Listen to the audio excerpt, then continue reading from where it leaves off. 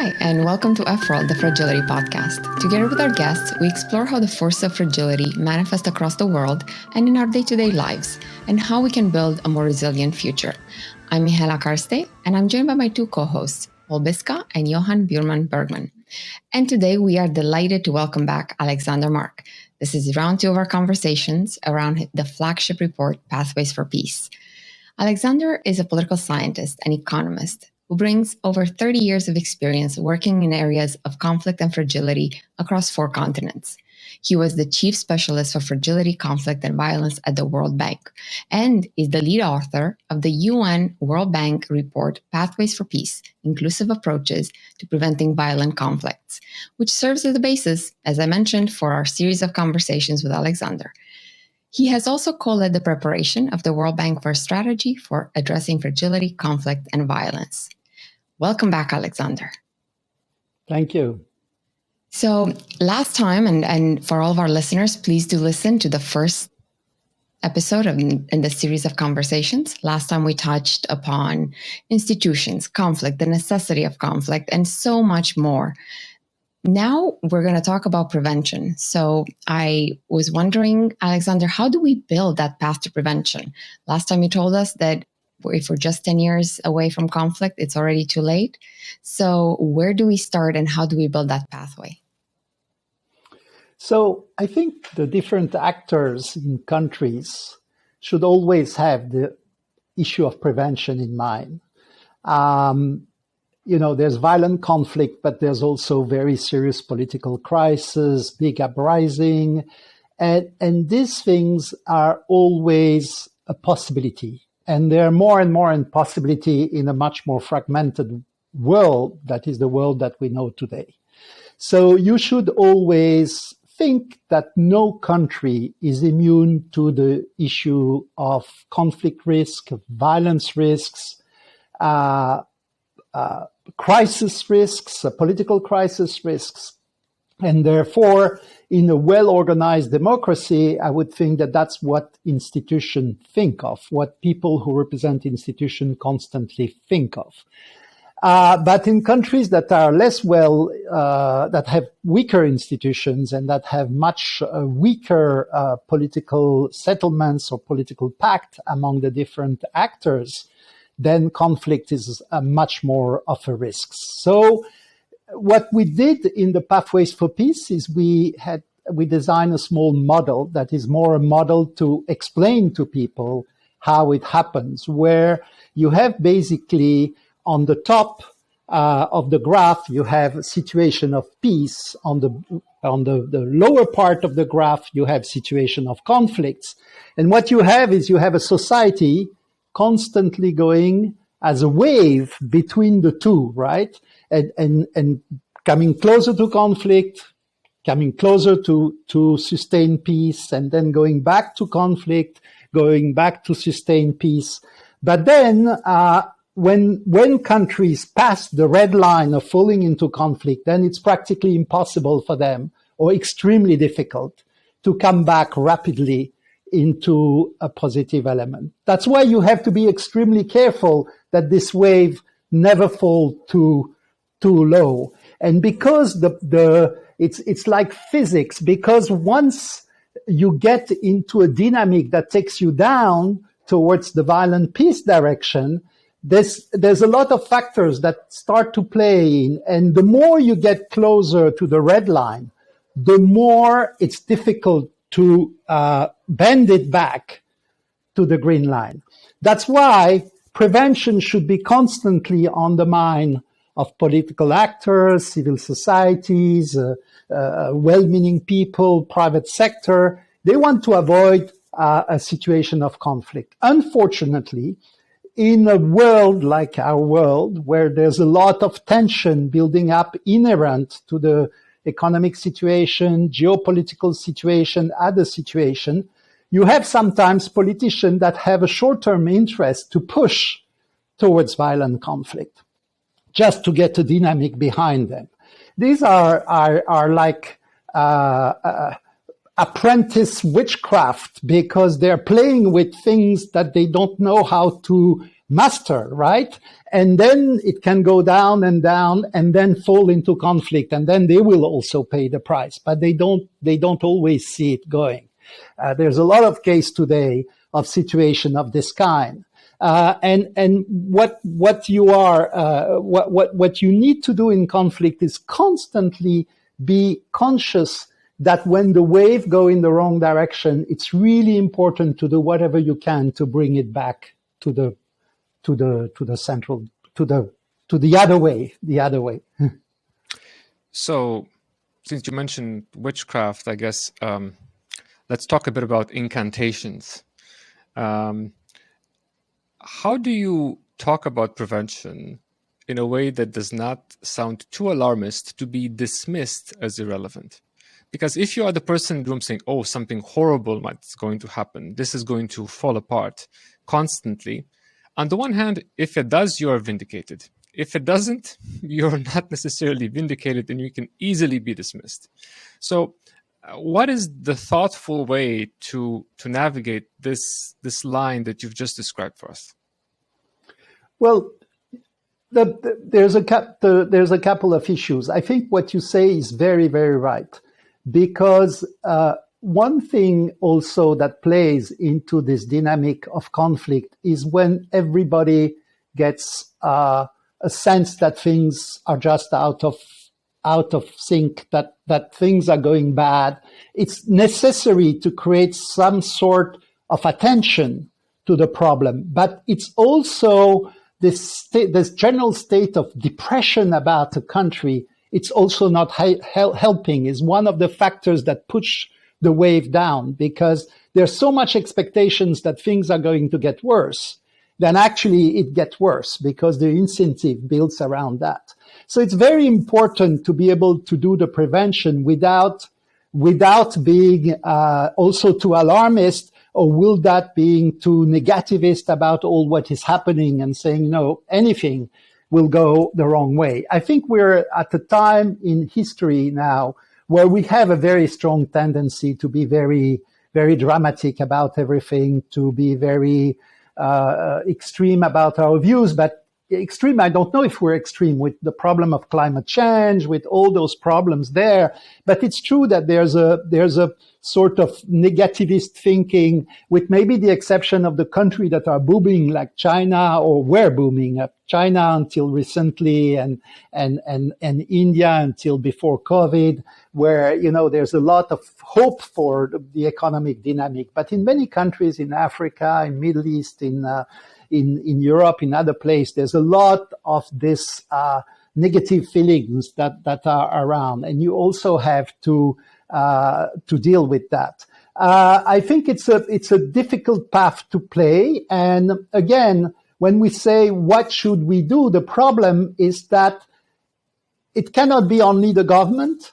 The government has a totally central role. It cannot be only civil society, but civil society, the organization of civil society, have a central role. It cannot be only the private sector, but the private sector has a central role. So there's a general there's a need for different groups to come together. Of course, knowing that the government is the most important. In most cases, when you have civil war, there's always a big part of responsibility of the government. They are always also the ones that have the most tools to be able to sort of redistribute revenues and all that. But what is important is to think all this is not only about diplomatic negotiation. This is not only about persuading people, is actually showing to people that there are differences that can be made, which means it's development policy, it's economic policy, it is security policies. All this is part of prevention. You know, when you talk with the core of the UN, of course, they are much more focused on the diplomacy. They say, okay, well, there are two actors. What you have to come is negotiate. And there's a lot of theories about, how you negotiate, how you build peace. But this is very often already too late when you are getting to this stage. What you need to make sure is you have a development policy that don't create too many grievances, that you have a security policy that is efficient, but also don't create grievances, right? And therefore the security sector is absolutely central. That you have a private sector that behave with enough responsibility so that it does not look like they're on their own and they don't care about anyone. It's all this that makes a society more cohesive and less at risk of falling to the red line of the bottom of our graph. So these things are very complex because prevention is most effective when it's led by the government, but very often it's not. Civil society have a lot of role to play. Neighbors in the region have a lot of role to play. International organization, but they have to somehow to play in sync for efficient prevention to play in. And therefore, there's very, very different scenarios of how violent conflict have been avoided or political crises have been avoided. It depends on many situations. In the Pathways for Peace, we had basically seen three elements, right? The structural factors, which are really the history, the geographical position of a country, you know. These are very important, you know. If Ukraine was not close to Russia, things would not have happened that way. If Kiev had not been at a point in the whole history of Russia seen as one of the first city of the Rus, that was actually in some ways the birthplace of Russian city, things would not have happened. So structural factors are absolutely central. But then there's many other factors that are mostly institutions. And institution, that's what the WDR 2011 of the World Bank said very clearly, that institutions are very, very important. The problem we have today with institutions is that institutions are being questioned a lot because people are more and more fragmented, more and more individualist. We tend to question a lot and trust less and less institutions. Look at the UN, look at a lot of the big international institutions and organizations. So the third thing that we brought in the Pathway for Peace that was not really developed in the other models is the action of the actors. How do you deal with the actors? And the actors can be political actors, they can be people in certain places. I mean, of course, political actors in a crisis like Ukraine is absolutely fundamental. Their role, you could think what Russia would have been 10 years ago if, you know, Putin would not have stayed in government and another group would have taken on. Maybe things would have been totally different, but maybe not, because there were structural factors that were there. There were still a lot of confusion about who's Russian, who's not Russian, and what's part of being Russian, right? That would have stayed. But still, you could have had leaders that would have steered things in a different ways. So actors are very important also. We cannot only rely on thinking of structural factor and institution. We have to look at how you deal with actors.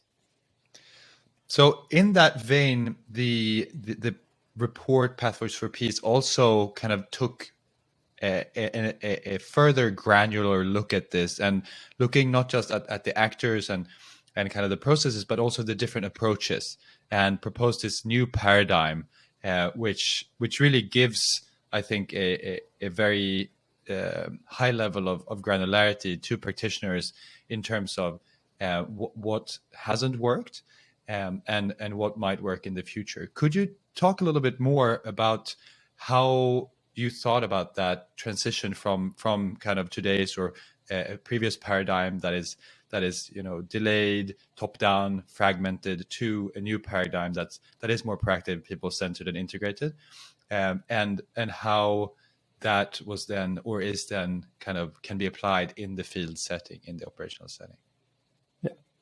So the big difficulties in doing that, because indeed that's something we try to do very much. We looked at country case studies, is that countries that manage to avoid the worst part and get back on track, they are not countries that people talk about.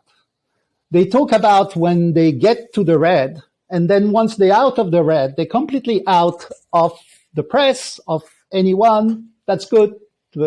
And the countries who are in the red, stuck in the red, they're constantly in the press. So what we know is this impression that once you're down, you're completely stuck and that you have a lot of information, a lot of analysis. But the country who made it out, you don't have much analysis. You have little, and because we're in a very depressed period, I think people are demanding a lot about how countries fall into that.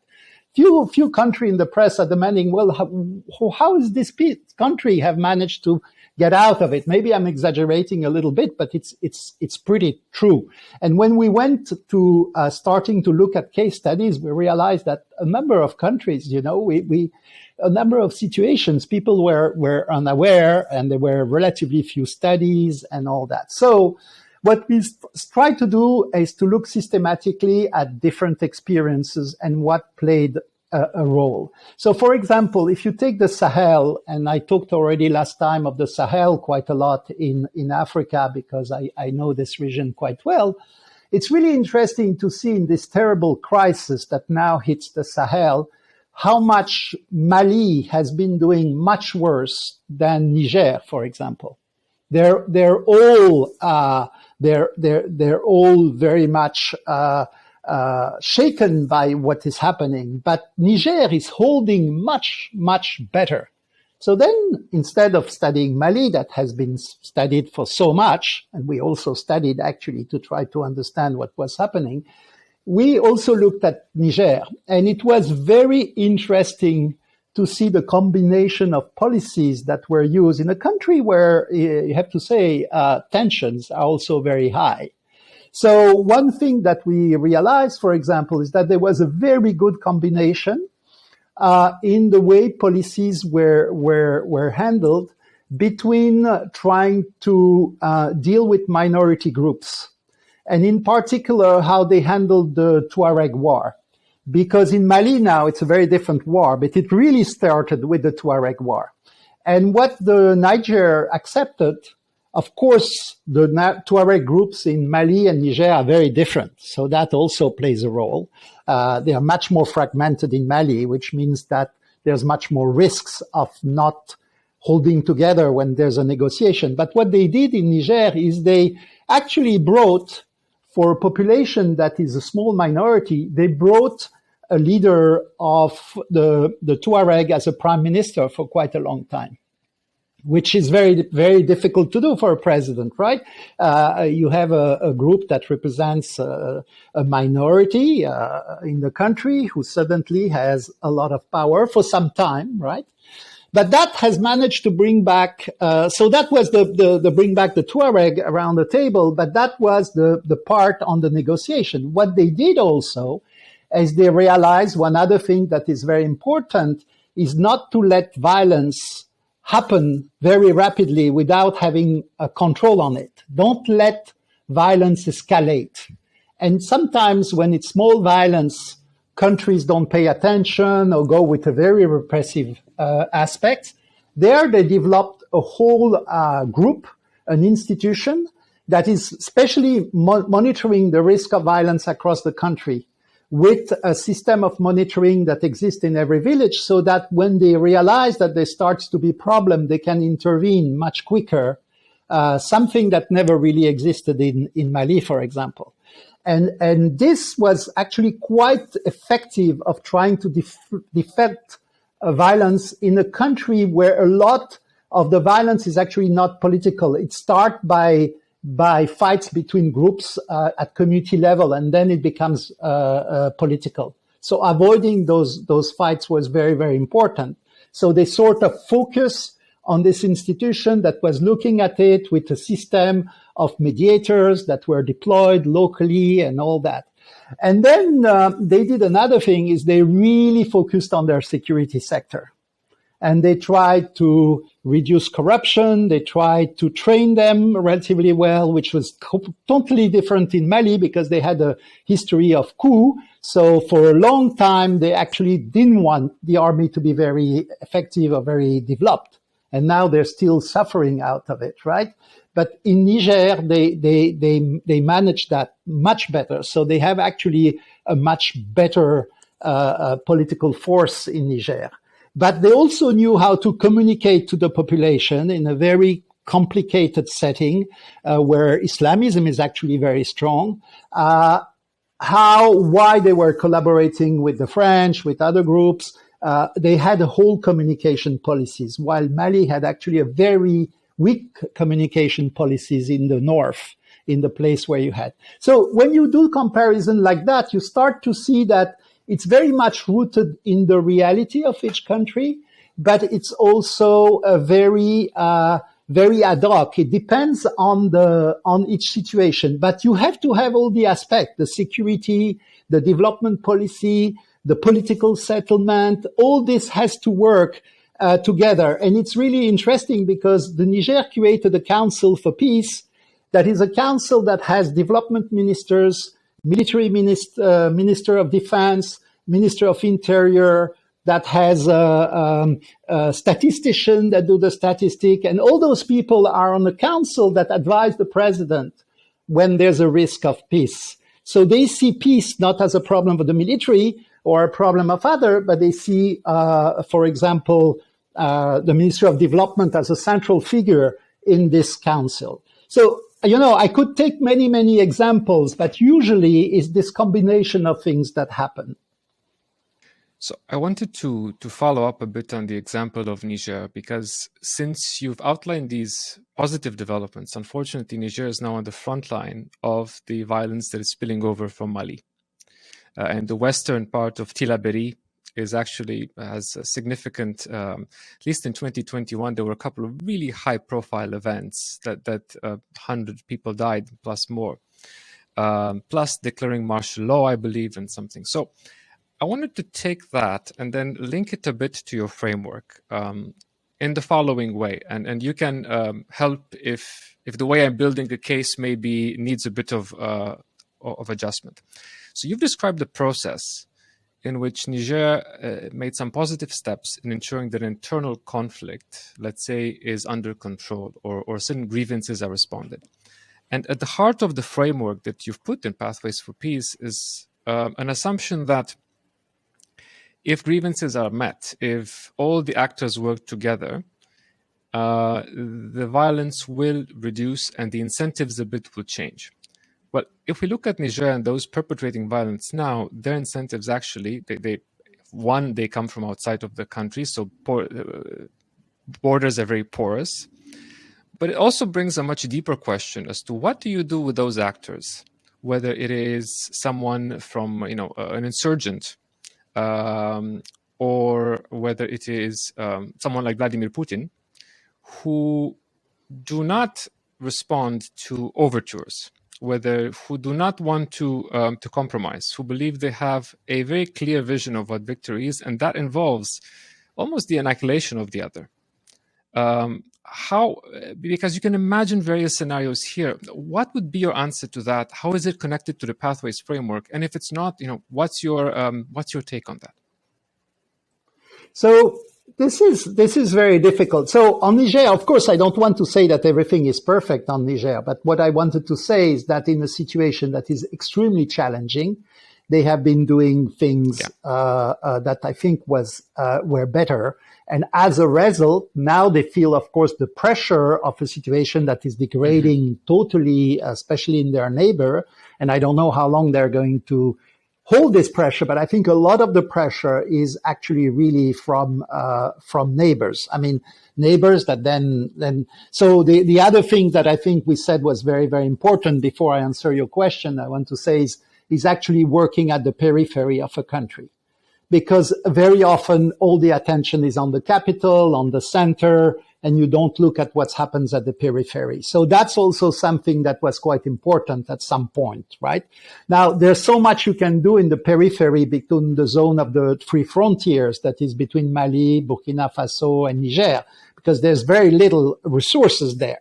So what you have to do is actually sustain it. And one thing that the World Bank did after their strategy was actually to reorient a lot of their funding to the peripheries of those areas, right, of those countries, because the government was naturally pushing for money to go to where the population is, right? So I'm not saying that everything is easy, but I'm saying that it's actually there's huge stress in Niger, but they have been holding on better than other in a situation that is really very dramatic overall in the region.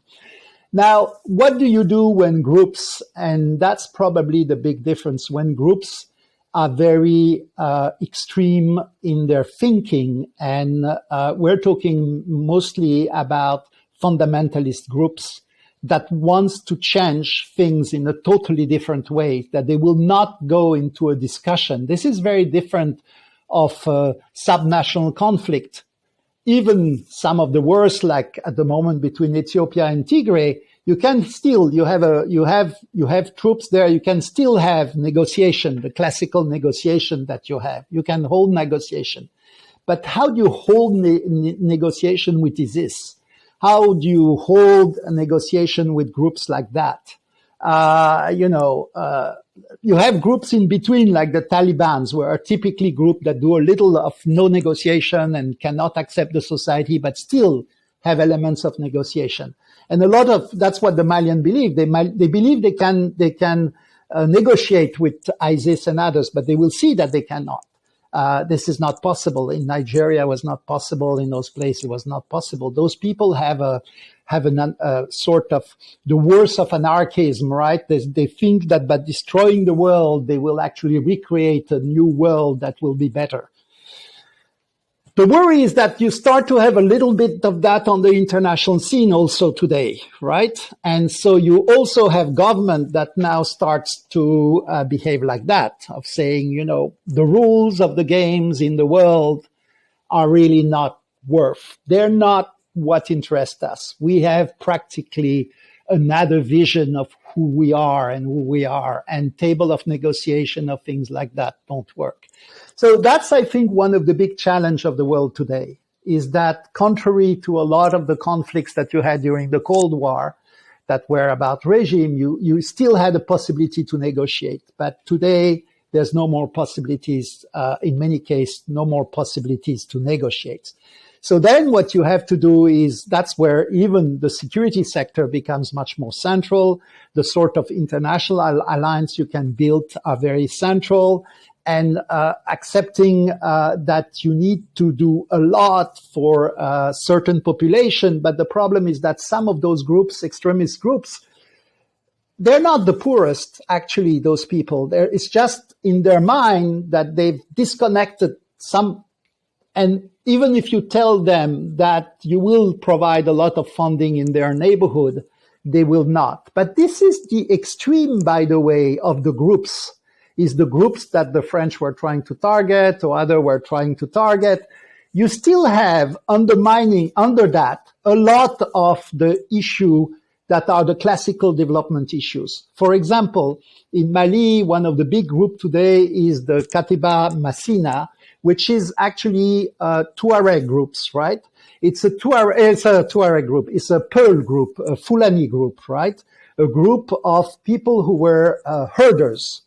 And these herders were constantly, they couldn't adapt because of the development of agriculture and the fact that with the drought, their cattle had to be more and more to the south. And so there were constant tension with the agriculturists. And they had a sense that the state was on the side of the agriculturists, that the state was not on their side. And then they went into follow up the jihadist movement, because they also had in their history Osman Dan Fodio, many big conquerors that were actually jihadists at their time in the 14th century or 16th century. So they moved into that. So I still believe that those groups, which are not ISIS, you can still find ways to discuss with them, or with actually some of the people who follow them. But the ones that are just move to the too extreme, like ISIS or Al-Qaeda in the Sahel, just these groups are very, very difficult to deal with. And that's one of the big problems we have with conflict today. So I actually want to take us back to the elements of the structural factors, actors, and institutions. And everything we just talked about right now made me wonder, how do you talk to those actors who have an interest in not resolving the conflict, whether they are internal, whether they are in the region, whether they are larger powers, which will take us later on to your work on the geopolitics of fragility. So how do you still engage in prevention when you identify that key actors might have an interest in undermining prevention and either maintaining the conflict or starting a conflict? Okay, so first of all those people have followers. So and that's the limitation of an approach that we are only an approach around negotiation or around diplomacy, is they have followers, and they will always have a small core of intransigent followers that are ready to do anything for their heads. But you also have a lot of people that collaborate for many other reasons. And the problem is what you need to do. This, unfortunately, some people call this counterinsurgency, but I don't call this counterinsurgency. I call this good development. Those people that have grievances, it has to be redressed now. You have to start to work in those areas, in those zones, and try to say, okay, well, there's a different kind of development that can come in. The real problem is that for young people, they're very impatient now in the day-to-day because they connect to social media, they know what it is, they know what's happened. If you tell them we're going to develop your region in 15 years, we're going to start to have jobs in a place where you have no rain, you see, that's not a real answer. So you have to be able to be relatively quickly present there, but you cannot offer many of those youth all what they want. So it's development with a lot of negotiation, development with a lot of persuasion, development with a lot of outreach, to the farmers, to the person there, but especially to the youth that leave their families because they want to become something different than farmers. And the world communicates so much today. People know so much the situation of other places in the world. They can communicate with another jihadist in Pakistan very easily from the center of the Sahara. They are caught into all those, both propaganda, but also they see how people live in other places. They see what they don't have. They see what they would like to have, but they don't think it's reachable. All this makes it much, much more difficult. And especially the worst of it is the traditional structures are sort of eroding. So the problem is you have also to act a lot with those traditional structures, like local mosques and local groups, secret societies of groups that were there for a lot of time. It's a huge policy of outreach at work that, for example, is with relatively weak results, but still some result is playing out in northern Nigeria now. You're trying to have a lot of groups that do outreach, that try to talk to different groups, to others, because all those groups have talked to each other. And so it's all the question you're asking me. I don't think we have a magic answer to that. And that's why conflict is so difficult to resolve today.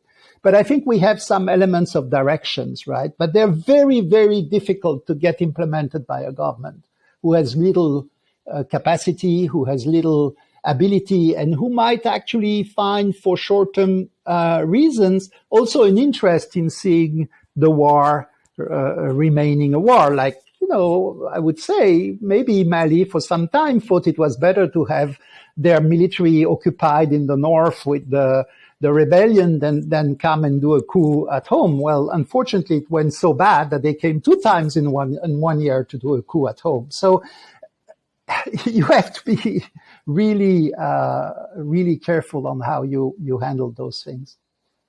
So building on this idea that we have so many conflicts now with non-state actors, extremists, in particular, as you were mentioning in Mali and the Sahel, International Crisis Group, published a report at the end of June that focused on Somalia and Somalia's issues with Al-Shabaab, where they proposed basically that the situation, the status quo now, is just this indefinite conflict, and it might be time to start political engagement with Al-Shabaab to try and find out if they're, one, interested in talks, and two, what their conditions might be to try and somehow get to a resolution.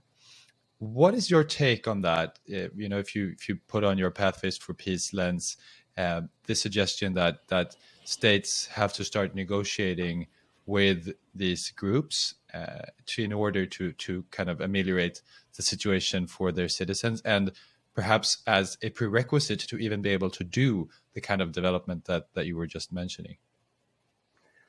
So, we have a lot of experience with the Taliban because there was a lot of negotiations always parallel in between that happened and all that. And what you realize very quickly is that those groups are never homogeneous.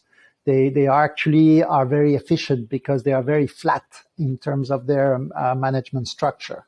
Sometimes they have a very charismatic leaders, but you've seen with the Taliban that you kill a leader, there's another one that reappear in another place. The leaders is less important than the group of people that connect. In this way, those groups are very modern because they adapt in a way also of how business tends to work today, of how, using with social media, with contact, with a very difficult to grasp structures. I still believe that when those things have worked, you have to be able to be sufficiently shrewd to find the groups that don't have a very strong interest in just getting the war to continue. Among the Taliban, they were nationalists, they were conservatists, there were people interested in drug trafficking, there were people interested, and I've heard that it's probably relatively similar with Al-Shabaab. Al-Shabaab used to be at the beginning they had a group that were at the top that was very, very extremist, joining ISIS and all that. But now that the bigger international groups like ISIS and Al-Qaeda are actually pretty much out of the picture, you become now closer to the actual management of those groups locally, right? They don't see that they need to be in line with the policy of another. They give themselves the name of ISIS because it gives them clout and all that. But so inside them, you will have the extremists, but you will always have people who are more ready to negotiate and discuss and see how you can do things. Now, this is not a panacea, and there's a lot of risk. The risk that you have in doing what you advise doing in Somalia, or ICG advised doing in Somalia, is what happened in Taliban. That means that the next thing you see is no more girls at school, no more education for girls, very little education for men, because they don't see that as important and they don't see that as reinforcing their control on the population. A country that does not develop in some ways, that develops on the minimum, that continues to hold on drug production and things like that. And at the end, what you have is a slow degradation of the situation. So maybe you would be if you're very cynical, you would say, well, that's what they have to go, because then people at the end will realize that they cannot hold on like that they need another life. And before they've given this chance to really realize that to the bottom, you will always have that as seen as an alternative. So that's the cynical answer to it. So I would say, yes, you always have to be in contact, see if there's some possibility, if you can do, and that's actually what the Malian wanted to do. They wanted to find, the military who did the coup wanted to try to work with some elements of those groups, but we know what it's going to mean. They are going to close all the Western schools in the north of the country. They're going to take all the girls out. You're going to have lapidation and things like that coming back. So how do you handle that is very difficult. I still believe that Somalia is a country that have managed to get out of the worst of the civil war. The problem is that they have the hardcore Shaba that are there, that now they're stuck into a place where they can basically manage with massive support of the West, but they are not managing to get to the next steps. And that's a possibility. So I would say yes, but you have to be really, really careful of what you want as the end game. And maybe at one point, because the West is so involved in so many things, you have to say, okay, well, people will have to resolve that for themselves. That's the Afghanistan way. It's very difficult to say, but I think it's going to be very difficult to give easy answer to prevention of worsening of the situation in Somalia. So I wanted to pick up on another theme from Pathways for Peace, which is the need to capitalize on these opportune moments to really help a country get on to the pathway that can lead out of peace, as illustrated by the graph and the model that you laid out in the report. But this also implies waiting, and organizations, international organizations, IFIs, etc., are not known for their great waiting skills. In fact, the whole setup with a project-based kind of way of working, effectiveness, efficiency judged by how much money is being dispersed over certain time periods, is really geared towards creating results, quickly. And there may be a tension then between this need to wait for an opportune moment and really capitalize on that, and the way that the working model of a lot of the development organizations is set up. How do you think of that, and what can be done to bridge that gap? Yes. So first of all, the issue of opportune moment is a very important issue, because if you take the model we have in the Pathways for Peace, and you have those waves that goes between a very peaceful type of sustainable peace type of situation down to violent conflict, political crisis, while you move around those waves that takes you down, when you're into an ascendant dynamic, it's very, very difficult to reverse, right? Because I was saying all incentives start to align around this dynamic, and then, which means that the positive dynamic can actually be very positive also. But you have this downward spiral that is very difficult, that actually the WDR 2011 was talking about, this downward spiral in which you fall.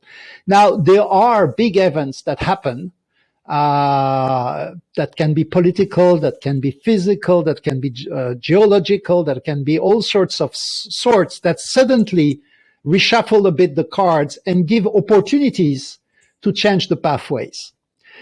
So let me give you an example. Maybe the most obvious, it was when the civil war in Aceh. So you had this very long civil war in Aceh in Indonesia. And then you had this terrible tsunami that happened. During this tsunami, the whole coast of the region of Aceh was destroyed, as well as most of the coast of Indonesia and Thailand and others. And there was the civil war at the moment, and a lot of humanitarian aid came in, and suddenly there was a chance for both parties to do a truce, because both supporters of both parties needed humanitarian assistance.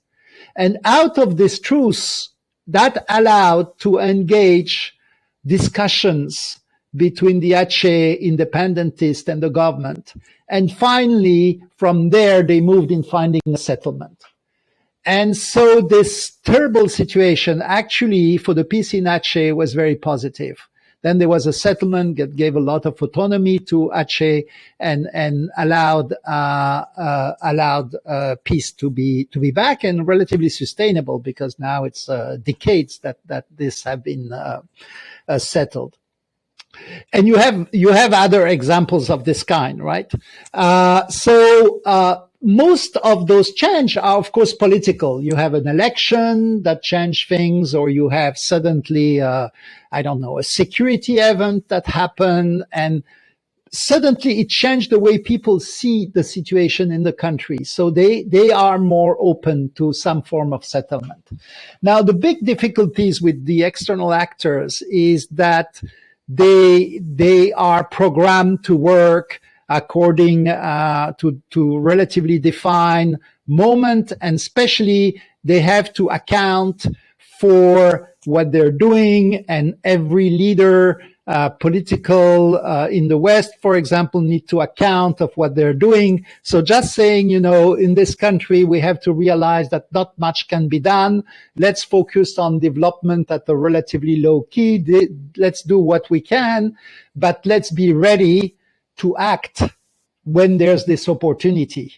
And this is very difficult to do, but also what is difficult to do is to get everybody mobilized on time, but in doing it in a way that they will not also harm the opportunity that is created. So that all this is very complicated, because very often when you have this opportunity, you have to have the diplomatic actors, UN and others, to be ready, but you have to have the development actors also ready to take the opportunity of that, and, for example, pass to one of the party a much more benefit of the development program, and maybe management of part of the development program, so suddenly they can see that things are really changing, right? So this is a challenge, but we've seen a lot of situations that were changed because of this. So now, for example, you take Sri Lanka and you see what's happening in Sri Lanka, and you see that here now suddenly there's a lot of opportunity to redraw things, because you have a lot of conflicts there with the Muslims, but you have still the Tamil conflict that is very much there in the background. Are people readjusting and thinking also of that dimension, or only focusing on the terrible macroeconomic situation? Because they should also focus on those other opportunities and engage the government on those other opportunities. You have a lot of things like that allow suddenly to turn around a situation. So I had a question about the red lines that were mentioned earlier, and kind of trails off of the answer you just gave us. And I'm wondering, how should we think about the trade-offs between what we'd like to do to prevent the conflict at those pivotal moments and the red lines? Because it's not going to be an easy question. It's going to be a very sensitive question. You just gave the example of Sri Lanka right now. In that case, for example, or actually more clearly in Afghanistan, how do we have the ability as institutions responsible to particular donors? Do we even have the ability to cross some of the red lines? And should we, in order to prevent conflict? I think it depends what red line you are meaning. There's different red lines, but I think examples of when things have gone relatively well, you've passed red lines, right? So I'm always have this little story of a program that was working with the Taliban, where a program of the World Bank, where actually the government had no discussions with Taliban, right? But there were regions that were held by the Taliban, and exactly what I was saying before. They were the type of Talibans that were the more development-oriented. They were not the extremist type, but they were still part of the coalition of Taliban. And they were quite interested in getting help on the health and education program of the social fund. That was the fund that was financing projects in the countryside. And there was a decision that was made, and I have no confirmation, that basically the manager of the program said, should I talk with those Taliban, and should I accept to actually pass money to communities in their area of control? And what should I do? And the manager said, well, don't tell anyone about this conversation, and think what would make the most sense. I'm not going to look at what you're doing in this region. for now. And so the head of the project, I'm sure it happened a bit differently, but basically that's what happened. And the head of the project then decided to go ahead. I'm sure he had some understanding with the governors. And this was actually a relatively successful project on the short. It didn't create peace, of course, there, but it created some stability in this region for some time because the Taliban saw that. So you crossed a red line, which at that time was don't work with the Taliban, and you crossed it, and actually it was a positive element. But you had to have a lot of people there closing their eyes the right way, because there are people that close their eyes the wrong way.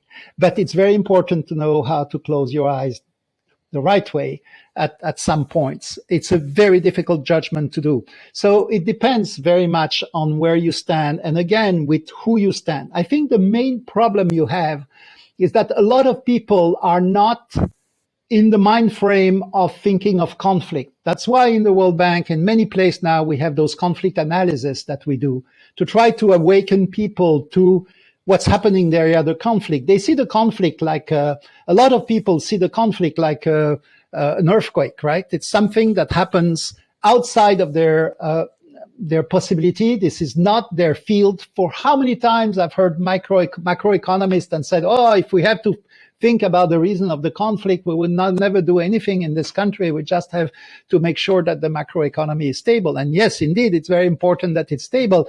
But you have to think what are the opportunities that are there on the issues that are driving this conflict to act on them. For that, you need people who are very sensitive about those type of issues, who understand the conflict. They don't have to be big expert, but they need to realize that next to stabilizing the macroeconomy, they could do it in a way that will actually provide benefit. And especially if you have a big crisis and you start to see a moment of opportunity, you have to take this moment. And that's very difficult because you don't always have a government that thinks like that. Because, for example, a governor might not have an interest for a peaceful resolution at a specific time of a situation in his, especially if the governor is corrupted and does drug trafficking on the side and other things, right? So you have to be able to play all that. So you turn a development expert or a security expert into a sort of anthropologist of conflict, you know, not to know every detail, but to understand and that's what we're trying to do in the community of conflicts, to train as much as possible people, to train so that they can feel like that. And the red line, in my view, needs to be, there's many cases where the red line needs to be broken, but breaking the red lines will not mean that you will always be successful. You can actually be you can actually take big risks and fail.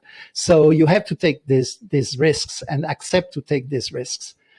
It's very subtle. There's not one way of saying that's how you there's no an easy recipe to do it. It's about a sensitivity, a way of seeing things, a capability to connect.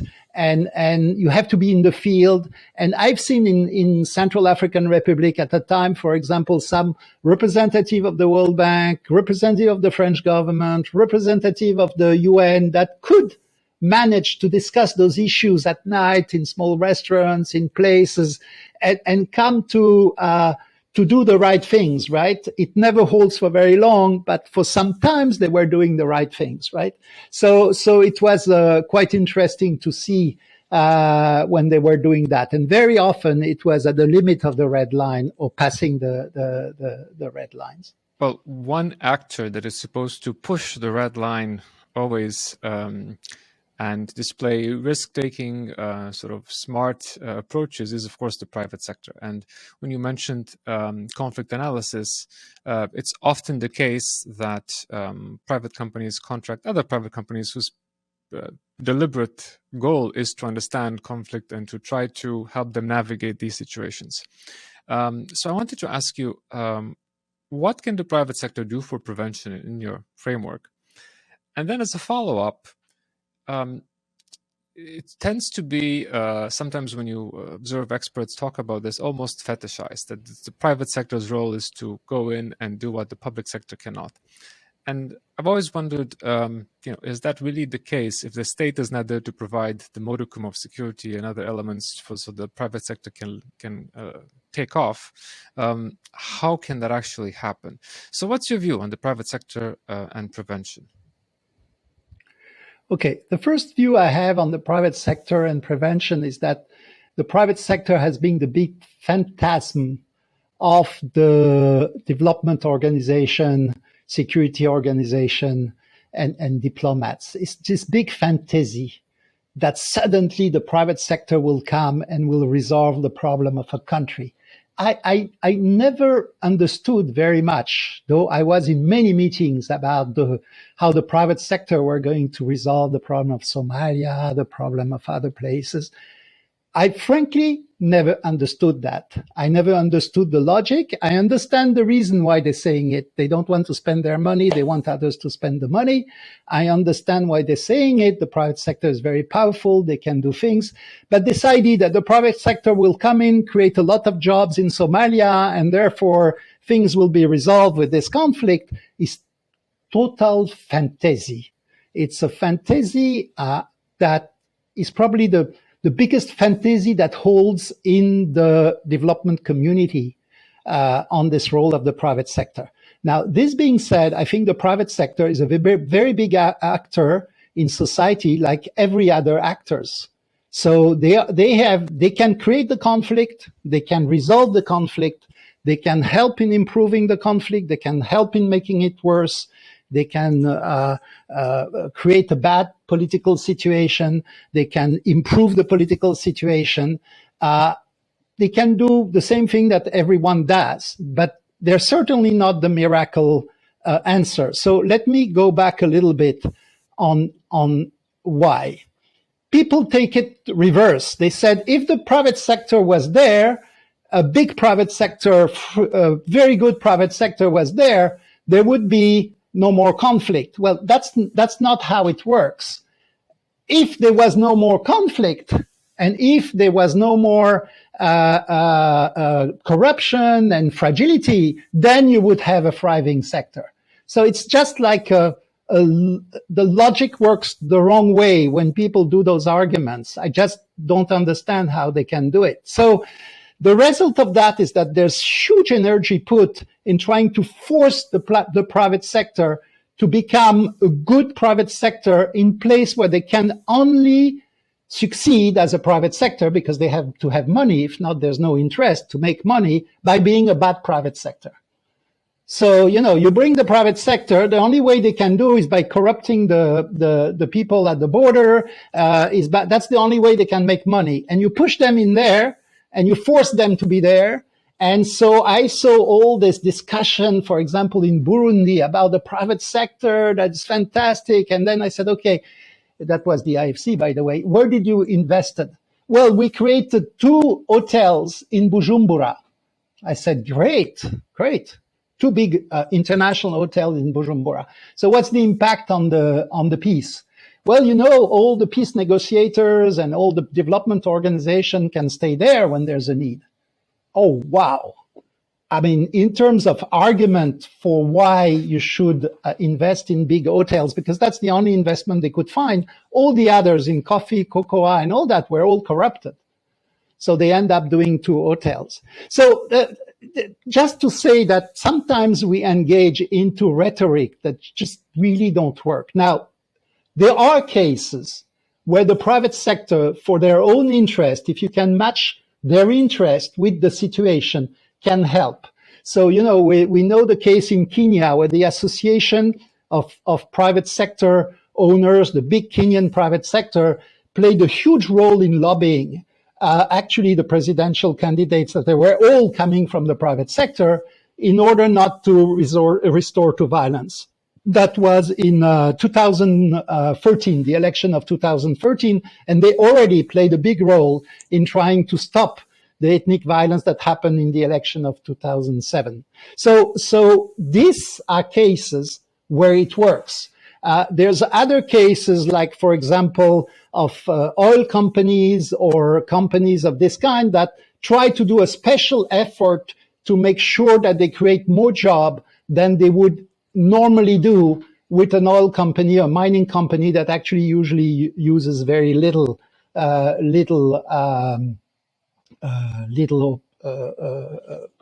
employees in those area, create little labor.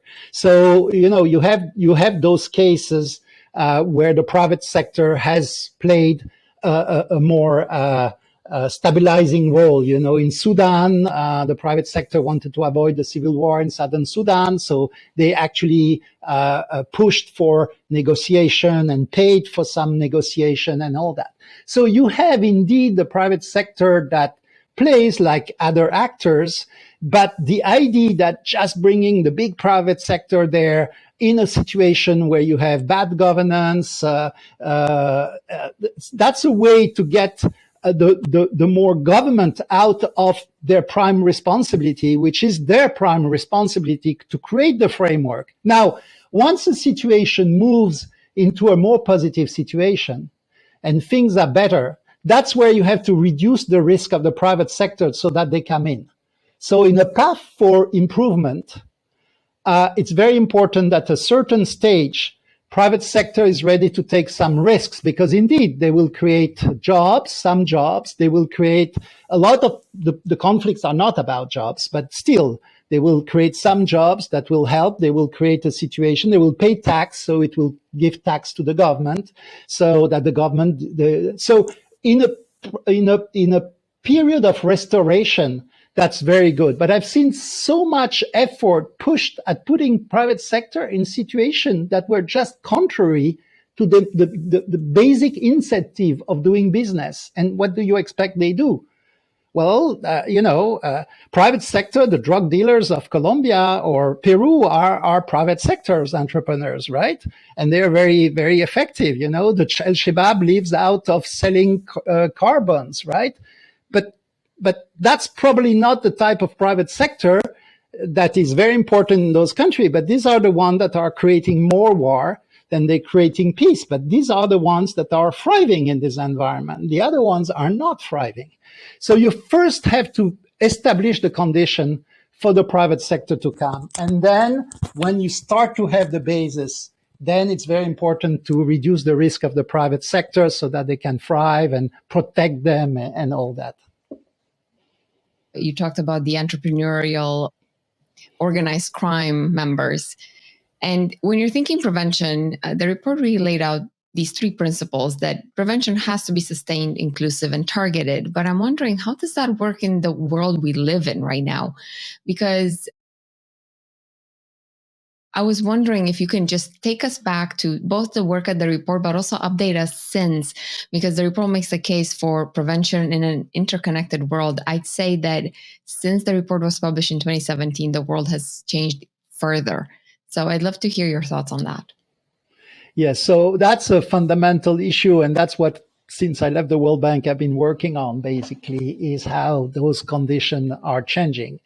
And I did a report that I think we're going to talk soon at Brookings on that topic. Now, the world had known, especially since the end of the Cold War, so from 1990, but we can say from 1980, from the time where Soviet Union had so many problems that even in Afghanistan and all that they were not really present anymore on the international scene, up to 2010, where you saw a full dominance of the Western world on the development policies of countries, because at that time China was not yet a big player, and everybody was, and it was a period, actually there was a period between 2000 and 2010 of relatively great progress on peace.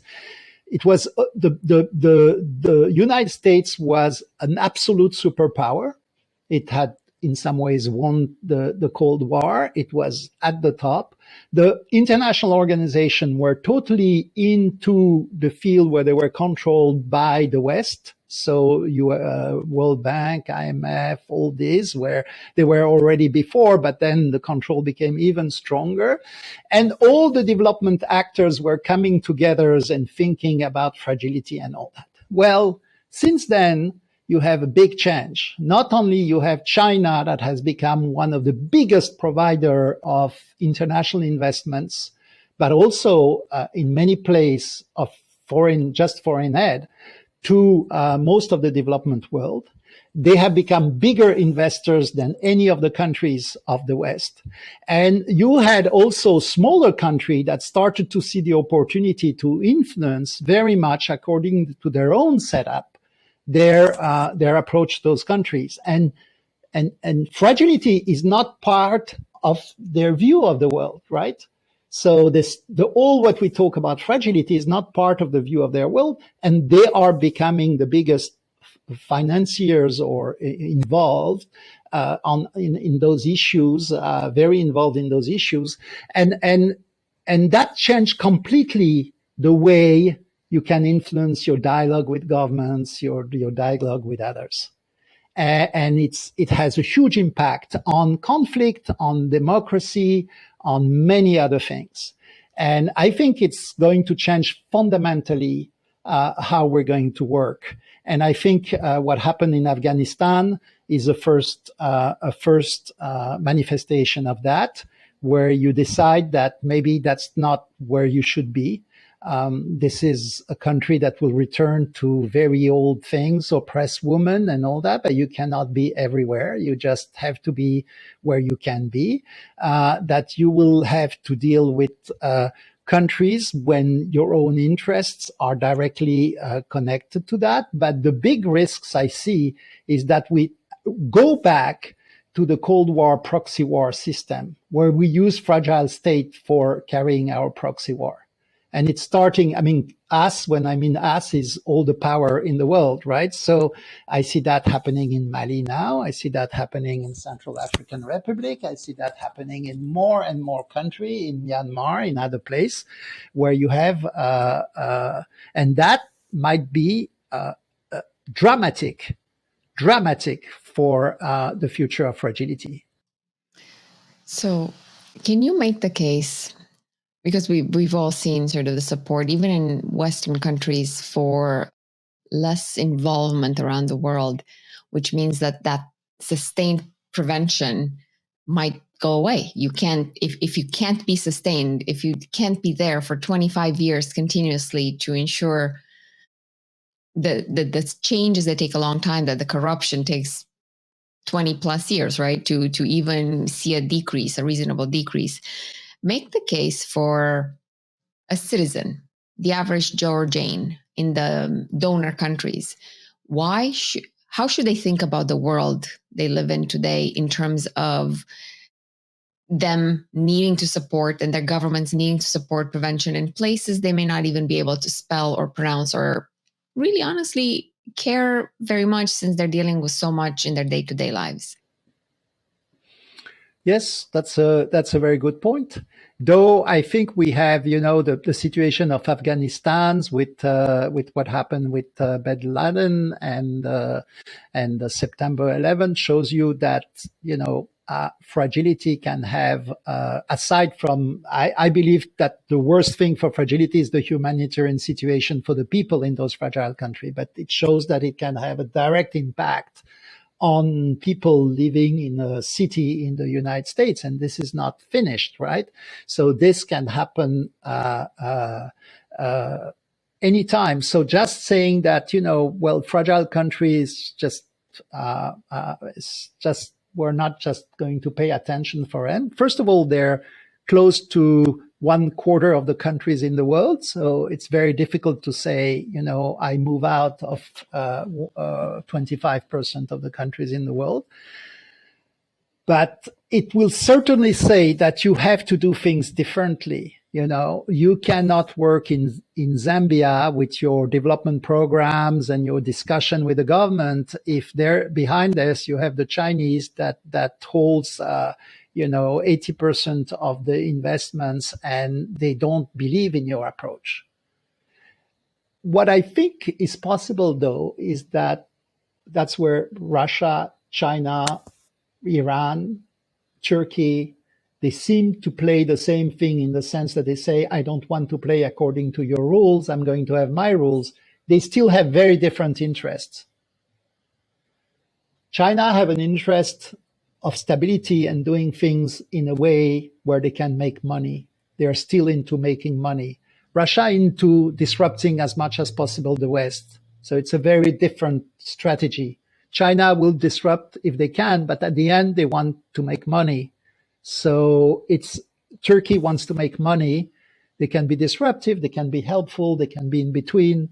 They don't want to go the way of the West, but on some things they want. Iran just wants also to be totally disruptive. So each of them have different ways. And I still believe that you can engage with some of those countries. Actually, I presented the Pathway for Peace in China, and it was relatively well taken. It was, the UN told me, it will be read by many people before to know that you can actually go and present it into a forum where there will be foreign guests, local guests, university, and all that. So they want to be secure about what they can say. And, it was well received and well discussed. In Russia, the bank strategy was presented. We never got invited to present the Pathway for Peace. And the Russians were happy, but from what I heard, they didn't really care much. Right? So they said thank you and then they left. So it was very different attitude towards that, right? The Chinese were very inquisitive. They were interested. They say, okay, there's enough there that will fit our agenda. We can discuss it. Others just didn't really want to get into the discussion.